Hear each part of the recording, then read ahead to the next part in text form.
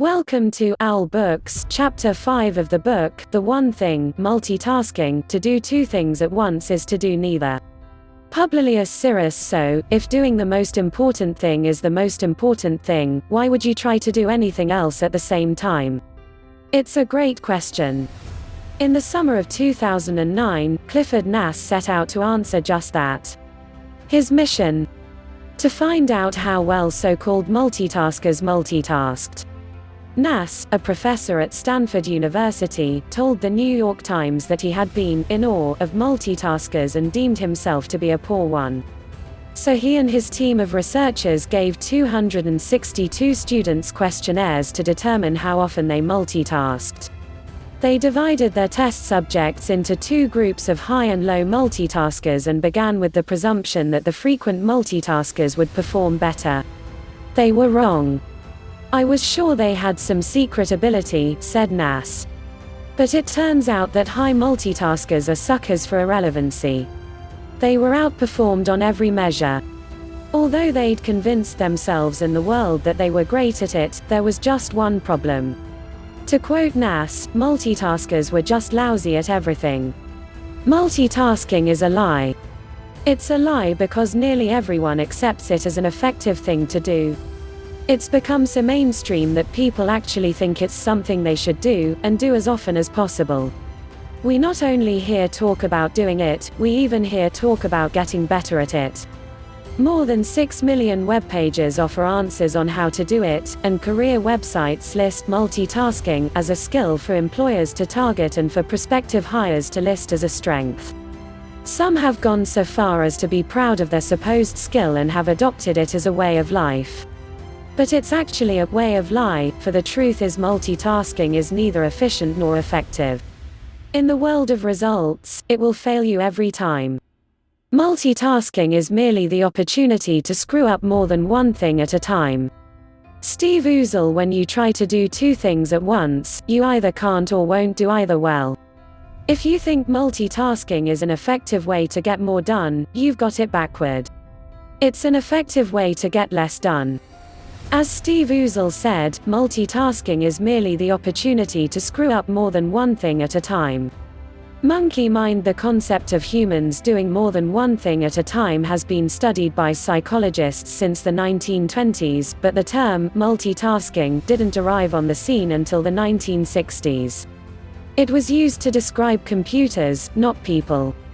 Back then, 10 MHz was apparently so mind-bogglingly fast that a whole new word was needed to describe a computer's ability to quickly perform many tasks. In retrospect, they probably made a poor choice, for the expression multitasking is inherently deceptive. Multitasking is about multiple tasks alternately sharing one resource, the CPU, but in time the context was flipped and it became interpreted to mean multiple tasks being done simultaneously by one resource, a person. It was a clever turn of phrase that's misleading, for even computers can process only one piece of code at a time. When they multitask, they switch back and forth, alternating their attention until both tasks are done. The speed with which computers tackle multiple tasks feeds the illusion that everything happens at the same time, so comparing computers to humans can be confusing. People can actually do two or more things at once, such as walk and talk, or chew gum and read a map, but, like computers, what we can't do is focus on two things at once. Our attention bounces back and forth. This is fine for computers, but it has serious repercussions in humans. Two airliners are cleared to land on the same runway.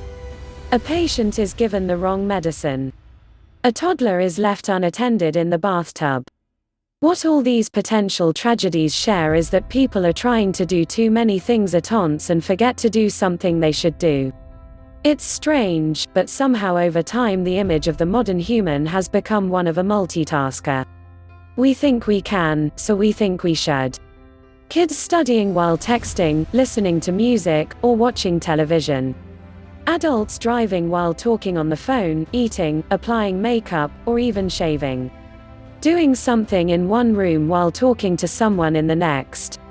Smartphones in hands before napkins hit laps. It's not that we have too little time to do all the things we need to do, it's that we feel the need to do too many things in the time we have. So we double and triple up in the hope of getting everything done. And then there's work. The modern office is a carnival of distracting multitasking demands. While you diligently try to complete a project, someone has a coughing fit in a nearby cubicle and asks if you have a lozenge. The office paging system continually calls out messages that anyone within earshot of an intercom hears.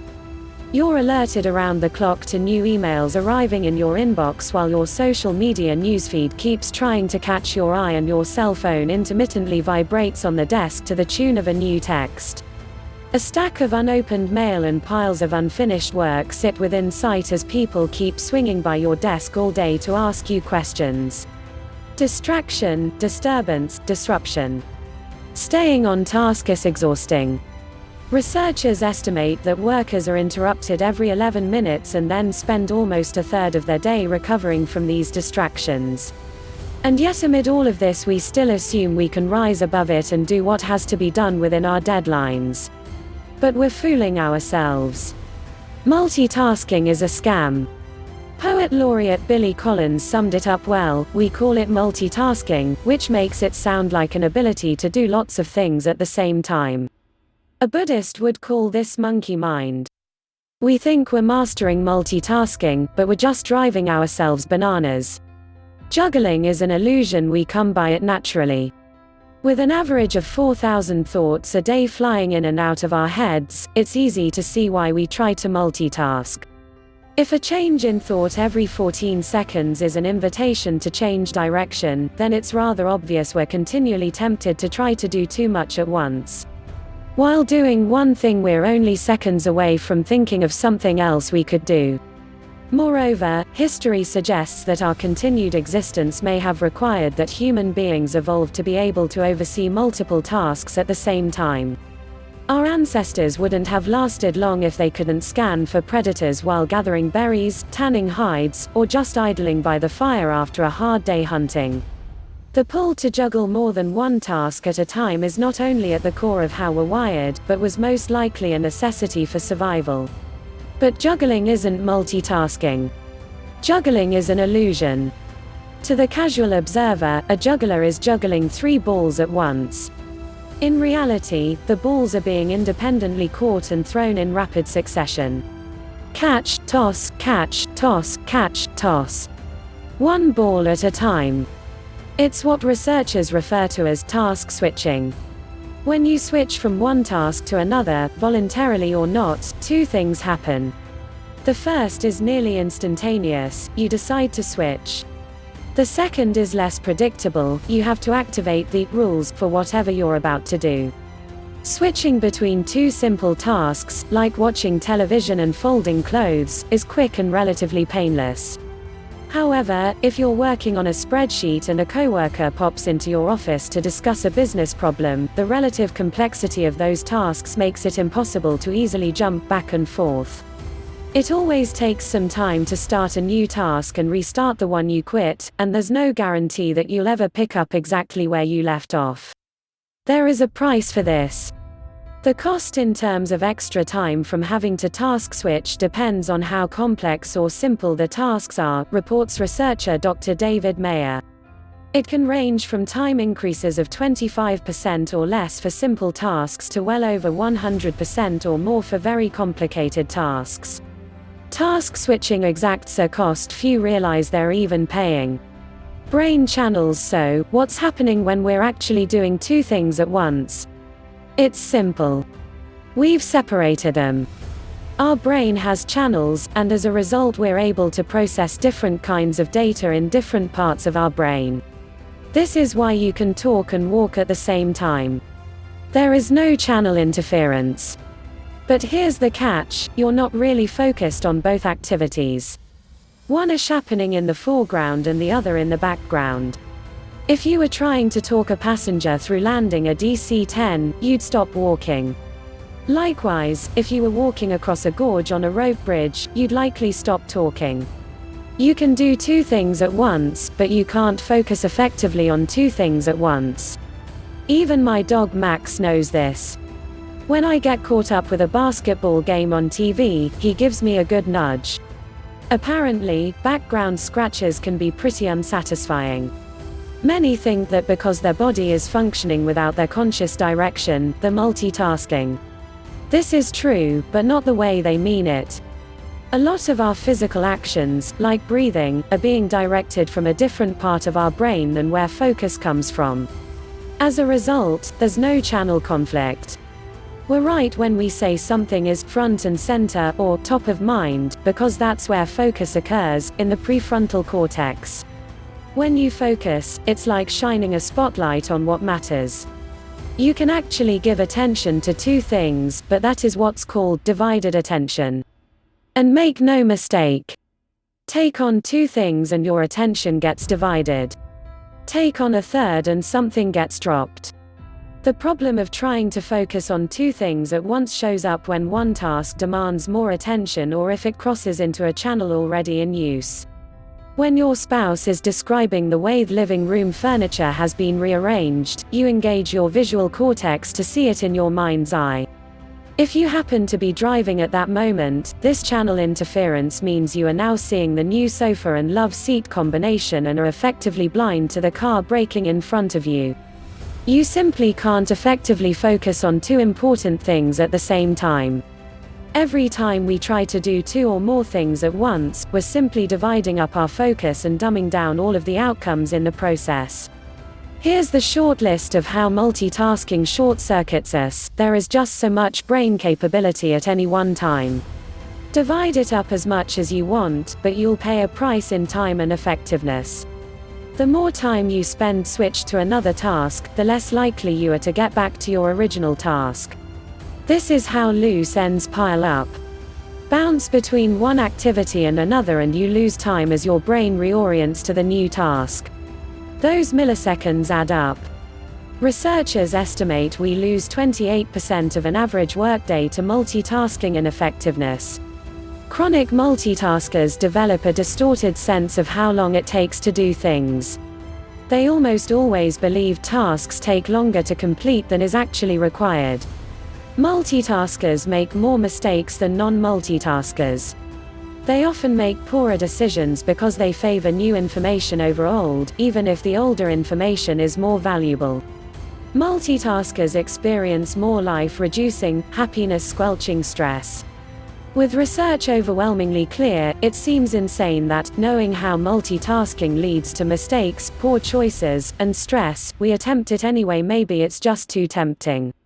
Workers who use computers during the day change windows or check email or other programs nearly 37 times an hour.